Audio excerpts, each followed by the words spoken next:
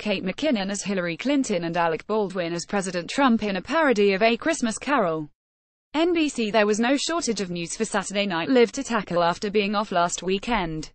It was the show's first episode since the firing of the NBC morning television host Matt Lauer, and it aired one day after President Trump's former national security advisor, Michael T. Flynn, pleaded guilty to lying to the FBI.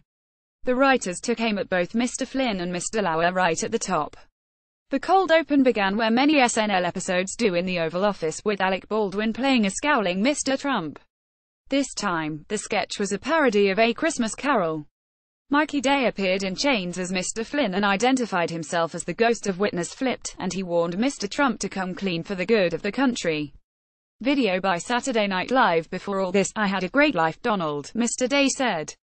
I was an honorable, twice-fired military man who loved to talk about how Hillary Clinton had a child ring in a pizza shop. Mr. Day then warned Mr. Baldwin that ghosts of Mr. Trump's past would be visiting him that same night. The first one was the former Today Show host Billy Bush, played by Alex Moffat. Mr. Bush, who appeared on the Access Hollywood tape that emerged near the end of the presidential campaign, was suspended by NBC and ultimately left the network. Frankly, I'm looking pretty good in the NBC News division right about now, Mr. Moffat said, in the night's first reference to Mr. Lauer. Remember, Donald, these things catch up with all of us. If you worked at NBC right now you would be fired, and out of money. SNL has recently found itself in the uncomfortable position of criticizing names close to the show. Aside from being one of NBC's biggest stars, Mr. Lauer has only slight ties to SNL compared with recent targets like the comedian Louis C.K. and Senator Al Franken of Minnesota. After Mr. Moffat departed, Beck Bennett resurrected his impersonation of President Vladimir V. Putin of Russia, followed by another ghost of Mr. Trump's past, Hillary Clinton, played once again by Kate McKinnon, and wearing a black robe. You, Donald, have given me the greatest gift of all, UAL gratification in the form of your slow demise, Ms. McKinnon said. The other digs at Mr. Lauer came later during the Weekend Update segment. I almost forgot about this week's batch of predators, said the co-host Colin Jost, with a picture behind him of Mr. Lauer, the hip-hop mogul Russell Simmons and the radio personality Garrison Keillor. It's just a whole new segment of the news now. You've just got to read the names every week like Powerball numbers, Mr.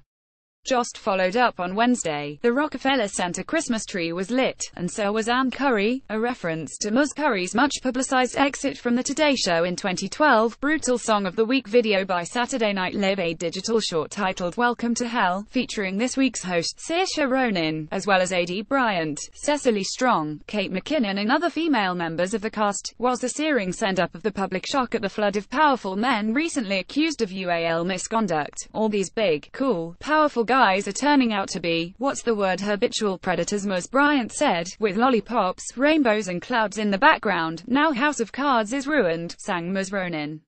And that really sucks. Well, here's a list of stuff that's ruined for us. Parking and walking and Uber and ponytails.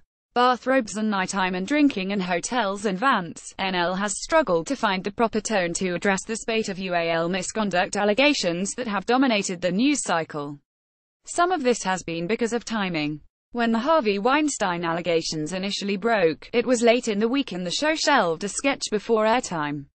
A week later, the show aired an uncomfortable sketch riffing off a panel of actresses at the New York Film Festival discussing Mr. Weinstein. During an episode in early November, Alec Baldwin, in the headlines himself for making awkward comments about UAL harassment, cracked jokes as President Trump about Mr. Weinstein. Charming Song of the Week video by Saturday Night Live, Try to Keep the by Ms. Ronan out of your head.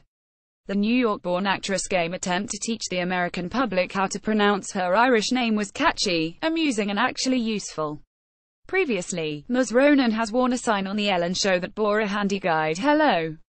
My name is Saoirse. Weekend Update takes on the tax bill video by Saturday Night Live. Mr. Jost and Michael Che spent a large portion of Weekend Update bashing Senate Republicans for their sweeping tax overhaul and also targeting Mr. Flynn.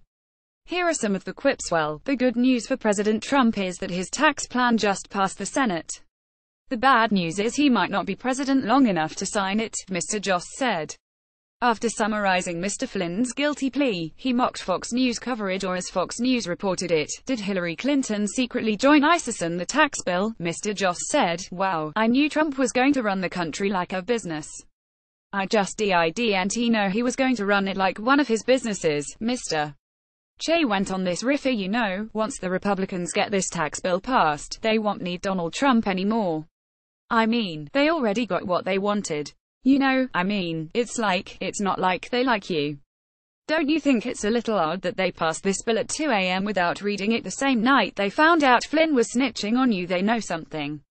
It's like your family showing up to your hospital room saying, 'Look, you need to sign this will tonight. Can I read it first?' No time." Sketch of the Week video by Saturday Night Live. This week's sketch about a man who is discovered to have a suspicious affection for American Girl dolls in the aftermath of a gas line explosion was fairly brilliant. The way Mr. Day's character starts hesitant and evasive before finding himself unable to refrain from expressing his obsession with his doll is a deft arc. The laser-like focus on Mr. Day's peculiar fascination by all the sketch characters, even in the midst of the explosion's debris, was a neat bit of commitment from the writers. Desk side bit of the week video by Saturday Night Live. Kate McKinnon, playing Prime Minister Theresa May of Britain, was, unsurprisingly, amusing. Ms. McKinnon aimed to portray Ms. May as a stiff world leader now willing to engage in social media fisticuffs with Mr. Trump. The escalation from Mr. Kim Jong-un, "Good sir," to "grow up, please," to telling Prince Harry, "You look like Ed Sheeran minus the abilities," was a bizarre and worthwhile journey.